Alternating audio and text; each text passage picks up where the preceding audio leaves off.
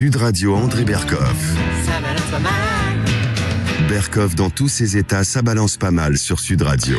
Direction le tout dernier département français, le gouvernement au chevet de Mayotte, mais Mayotte qui n'a toujours pas d'eau. Mayotte a soif, c'est le nom du collectif de notre invité. Bonjour Racha Mousdikoudine. Bonjour. Soyez la bienvenue sur Sud Radio. Vous êtes la coordinatrice de ce collectif Mayotte a soif.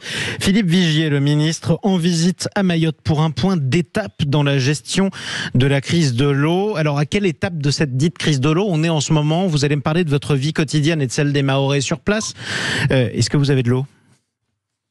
Non, toujours pas d'eau. Donc là, actuellement, on a dû faire un petit voyage à la Grande Terre parce que nous habitons en Petite Terre pour pouvoir nous nourrir parce que chez nous, il n'y a pas d'eau. Donc là, actuellement, nous sommes chez la tante de mon mari pour avoir un peu d'eau pour aller aux toilettes, pour nous rafraîchir et pour manger à midi. Voilà. Donc vous avez fait combien de kilomètres pour aller chercher de l'eau? Vous allez me décrire tout ça. Alors, je vais vous le mesurer en temps. On a fait à peu près 45 minutes de trajet. De chez nous jusqu'à Kawili pour pouvoir avoir un peu d'eau. Voilà. Donc vous avez rechargé un jerrycan? Vous avez rechargé un jerrycan, une bouteille? Non, pas du tout, parce qu'on n'est pas véhiculé, donc on est venu en taxi, donc on ne peut pas se permettre de porter des jerrycans en marchant. Donc on est en mode survie, on fait le strict minimum pour manger correctement.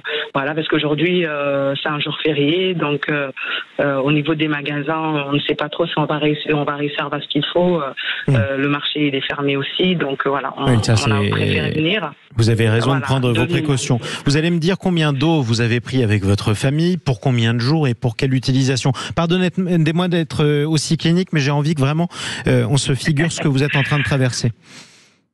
Alors là, comme je vous l'ai dit, nous sommes à pied. Donc on ne peut pas prendre de l'eau. S'il y a des bouteilles vides, on va prendre peut-être chacun 2 bouteilles vides maximum, parce qu'on va devoir aller marcher pour aller chercher un taxi, retourner chez nous, prendre la barge. Voilà, donc il y a des petits trajets à pied à faire, environ de 15 minutes en totalité. Donc on va pas pouvoir emmener grand chose. Nos vêtements, on n'a presque pas de vêtements propres. On n'a pas de drap.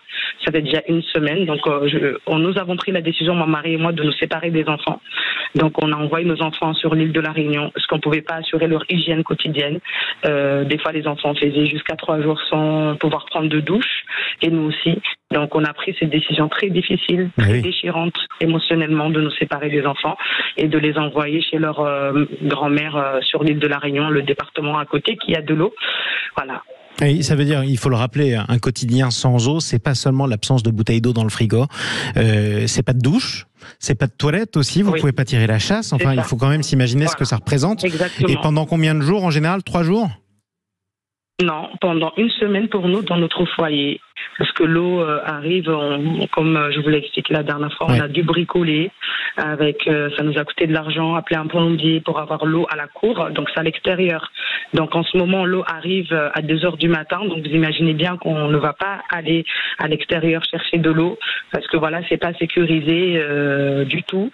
Donc souvent, on n'a pas d'eau. Nos réserves, vraiment, on vit vraiment les réserves limite pour se brosser les dents. C'est tout ce que nous avons en général. Alors, par jour. C'est ça notre réserve. Ce qui est déjà ça, mais c'est dérisoire en même temps. Vous avez donc au moins un ministre qui est là en ce moment à Mayotte pour, je le disais, un point d'étape sur la gestion de la crise de l'eau. D'abord, c'est quoi les perspectives de sortie de crise qu'on vous donne à ce stade ? Aujourd'hui, on ne nous donne aucune réponse. Le ministre qui a été accueilli avec des fleurs, avec des chants, comme si c'était le sauveur, alors que la population meurt de soif, avec le sourire aux lèvres, aucun air de gravité, ce qui nous choque dans un département français, comme s'il arrivait dans un territoire conquis, alors qu'on est dans un département français. Des questions auxquelles nous n'avons pas de réponse, d'où les actions en justice que nous avons entamées, d'où le référé liberté que nous allons déposer dans les prochains jours auprès du tribunal administratif pour appeler l'État à sa responsabilité. Aujourd'hui, la France a une armée efficiente qui a les moyens économiques, matériels et humains d'intervenir dans des territoires déserts Et il y a de l'eau quand l'armée intervient. Et aujourd'hui, l'État ne nous a pas donné la réponse à la hauteur des circonstances telles qu'elle aurait donné dans la même situation à Paris. Alors, on a décrit l'urgence. Parlons maintenant des causes. Qu'est-ce qui fait aujourd'hui que Mayotte manque d'eau? Est-ce que c'est une sécheresse plus forte que prévu? Est-ce que c'est un problème d'infrastructure? Est-ce que c'est la surpopulation de l'île, du fait notamment de la pression migratoire qui viendrait des Comores voisines? C'est un mix de tout cela. Il faut savoir que les frontières du territoire ne sont pas protégées.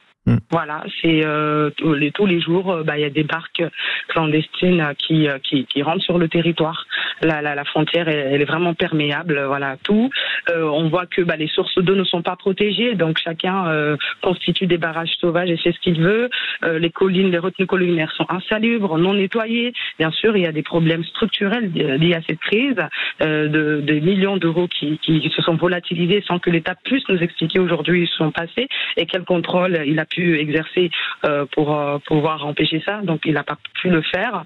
Et donc voilà, donc une inaction totale de l'État aujourd'hui, parce que on rappelle que même si les collectivités aujourd'hui sont quand même responsables en partie aussi de la situation, l'État depuis 1988 est au courant de cette situation. Et je rappelle qu'en 1988, lors de la première crise, chaque foyer à Mayotte avait pour survivre un seau d'eau qui était distribué. Donc aujourd'hui, on a la même solution que celles qui ont été proposées en 1988 durant la sécheresse. Sauf que vous êtes beaucoup plus nombreux sur l'île que vous ne l'étiez en 1988. Donc il faudrait encore davantage d'eau. Bon courage à tous les Mahorais et à toutes les Mahoraises. Racha Mousdikoudine, bon courage à vous, vraiment, coordinatrice du collectif Mayotte a soif. On espère que vous pourrez récupérer vos enfants quand vous aurez à nouveau de l'eau le plus vite possible.